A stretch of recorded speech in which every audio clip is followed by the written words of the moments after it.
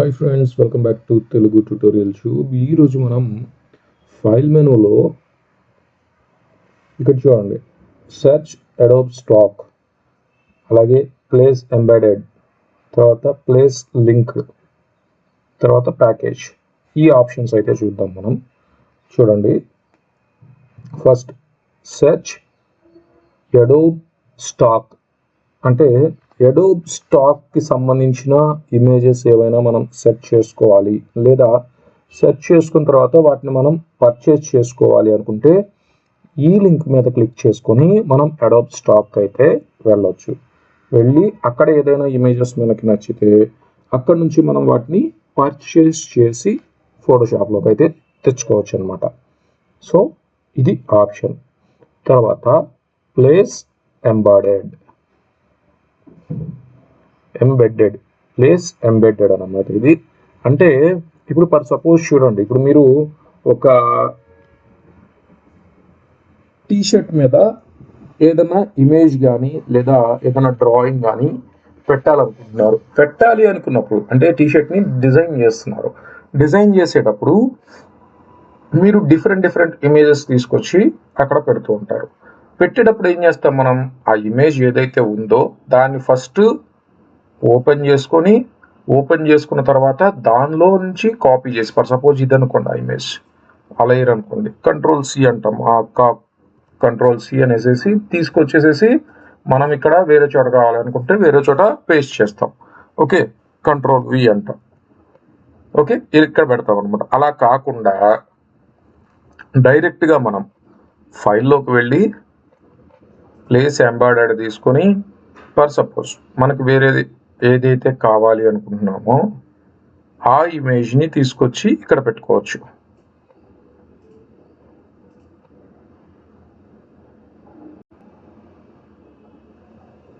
Okay, ఆ ఇమేజ్ని తీసుకొచ్చేసి ఇక్కడ పెట్టేస్తాం అనమాట.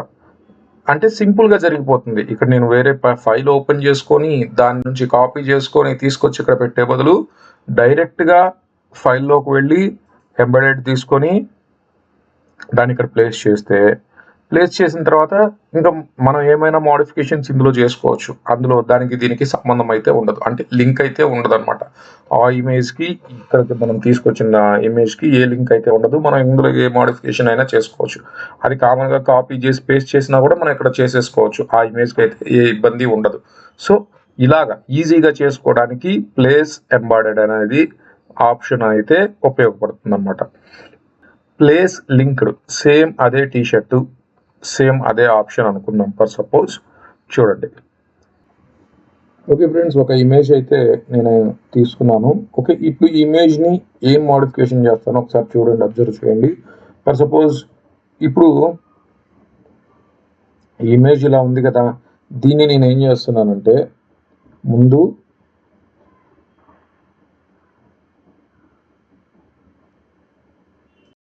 ఆబ్జెక్ట్ సెలెక్షన్ టూల్ తీసుకొని దాని మీద క్లిక్ చేశాను. క్లిక్ చేసిన తర్వాత కంట్రోల్-C కంట్రోల్-V. ఓకే, దీన్ని ఆఫ్ చేస్తున్నాను. ఇప్పుడు చూడండి, దీన్ని నేను ఫర్ సపోజ్ కంట్రోల్-Shift-S కొట్టేసేసి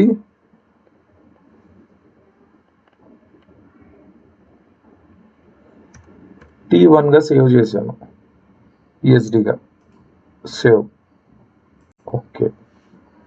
ఓకే, ఇప్పుడు నేను కంట్రోల్-N కొట్టి కొత్తదైతే తీసుకుంటున్నాను.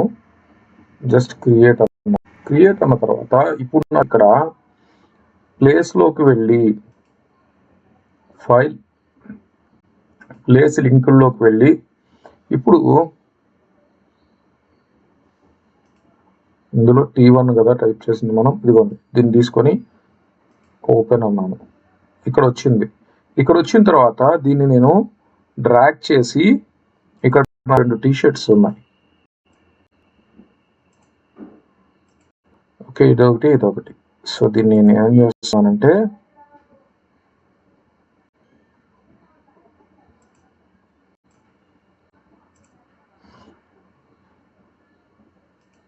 ఫైలు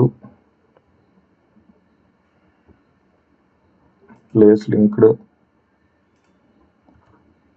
T1 ప్లేస్ అని చెప్పేసి తీసుకున్నాను. దీన్ని జస్ట్ ఎంటర్ అనండి, ఇక్కడికి వచ్చేసింది అది. ఇప్పుడు దీన్ని నేను మూవ్ టూల్ అంటే వి ప్రెస్ చేసి మూవ్ టూల్ తీసుకొని ఇందులోకి వెళ్ళి టీ షర్ట్ మీద నేను పెట్టాను. ఓకే, అలాగే ఇంకొకటి ఉంది కదా, దాంట్లో కూడా దీన్ని తీసుకొని మూవ్ చేసి తీసుకెళ్ళి ఇక్కడ పెట్టేశాను.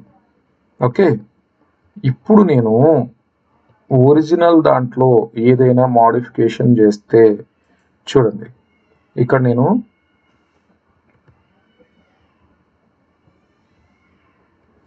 ఇలా ఉంది కదా, ఎడిట్లోకి వెళ్ళి పప్పెట్ ర్యాప్ తీసుకోండి, ఇక్కడ ఒకటి క్లిక్ చేస్తున్నాను, ఇక్కడ ఒక హ్యాండిల్ క్లిక్ చేస్తున్నాను, 1 2 3.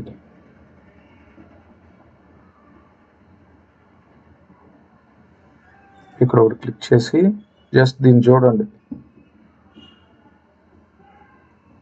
దీన్ని ఇలా స్ట్రైట్ చేశాను, దీన్ని కూడా క్లిక్ చేసుకొని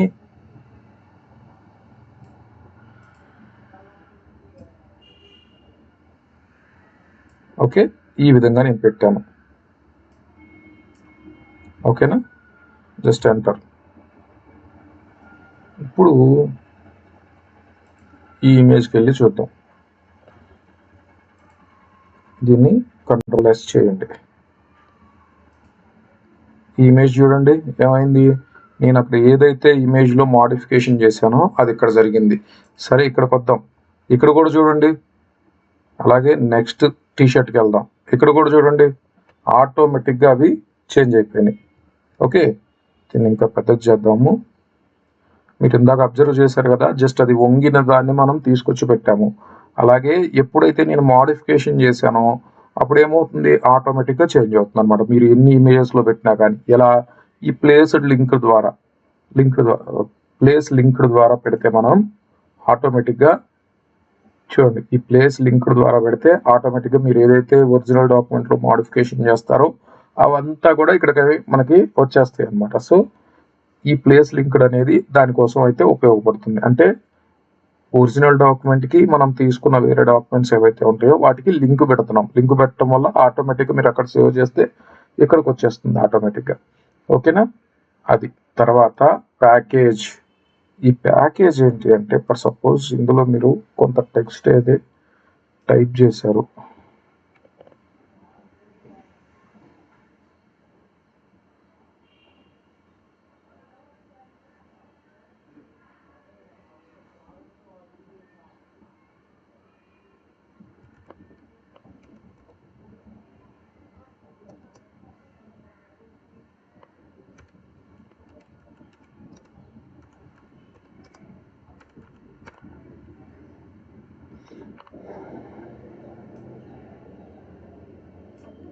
ఓకే, ఏదో ఒక టెక్స్ట్ కానీ ఏదైనా తీసుకున్నారు. మీరు తీసుకున్న తర్వాత అంటే నెంబర్ ఆఫ్ లేయర్స్, ఎక్కువ లేయర్స్ అయితే తీసుకున్నారు. తీసుకున్న తర్వాత ఈ టెక్స్ట్ కానీ, ఈ ఇమేజెస్ కానీ, లేదా ఆబ్జెక్ట్స్ కానీ మీరు ఏవైతే తీసుకున్నారో వాటన్నిటినీ ఒక ప్యాకేజ్గా, అంటే మనం ఎక్స్పోర్ట్ చేయాలి అనుకున్నప్పుడు ఎక్స్పోర్ట్ చేయడానికి సేమ్ ఒక ఫోల్డర్గా క్రియేట్ చేసి పెడుతుంది అన్నమాట. దీన్ని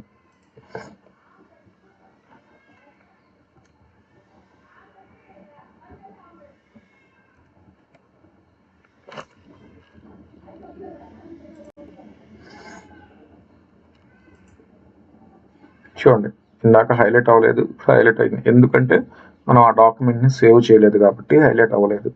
చూడండి, ఇప్పుడు మనకి ప్యాకేజ్ అన్నాను. ప్యాకేజ్ అంటే ఒక ఫోల్డర్ క్రియేట్ చేస్తుంది. చూడండి, ఏ ఫోల్డర్ కావాలో ఆ ఫోల్డర్ సెలెక్ట్ చేసుకోమంటుంది. New folder,